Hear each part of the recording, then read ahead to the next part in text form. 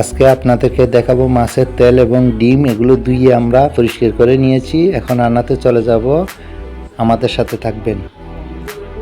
পরিমাণ মতো তেল দিয়ে নিলাম,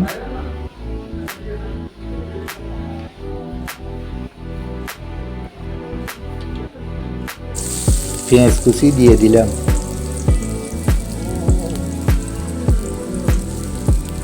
কাঁচামরিচ দিয়ে দিলাম,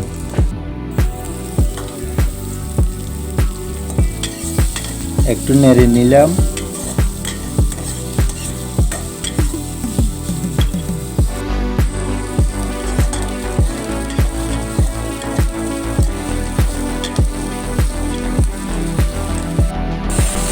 একটু গরম জল দিয়ে দিলাম যাতে লেগে না যায়।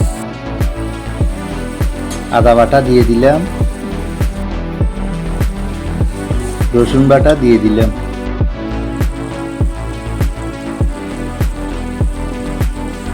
পরিমাণ মতো লবণ দিয়ে দিলাম,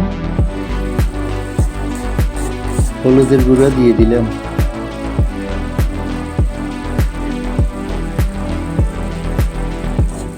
মরিচের গুঁড়ো দিয়ে দিলাম। বন্ধুরা, এটা 3 থেকে 4 মিনিট ভালো করে কষাইতে হবে। কষানোর উপর নির্ভর করবে আপনার স্বাদের রান্নাটা। জিরে ধনিয়ার গুঁড়ো দিয়ে দিলাম, রাঁধুনি মাছের মশলা দিয়ে দিলাম।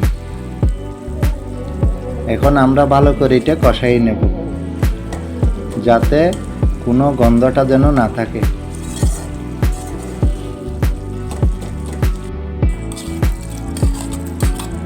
কষানো শেষ হয়ে গেছে, মাছের তেল এবং ডিমগুলো দিয়ে দিলাম।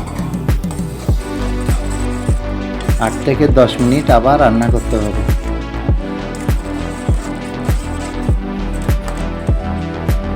বন্ধুরা, আপনারা এভাবে বাসায় রান্না করে দেখবেন, অনেক স্বাদ লাগবে। মাছের ডিম এবং মাছের তেল একসাথে রান্না করে খেলে অনেক স্বাদ লাগবে। বন্ধুরা, আপনাদেরকে একটা কথা বলি, আপনারা যদি আমার চ্যানেলে নতুন হয়ে থাকেন একটা সাবস্ক্রাইব দেবেন, লাইক দেবেন, শেয়ার করবেন। পরবর্তী ভিডিও দেখার আমন্ত্রণ রইল। আমাদের ডিমগুলো এবং মাছের তেলগুলো হয়ে গেছে। বন্ধুরা, আপনারা বাসায় এভাবে রান্না করে খেতে পারবেন, অনেক ভালো লাগবে। একবার রান্না করে দেখবেন, স্বাদ লাগবে।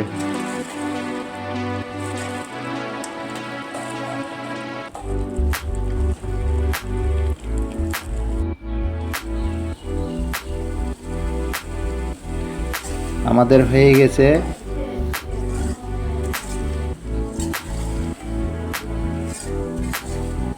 অনেক সুন্দর একটা কালার চলে আসছে। আপনারা এভাবে বাসায় ট্রাই করে দেখতে পারেন। সবাই ভালো থাকবেন, সুস্থ থাকবেন। ধন্যবাদ।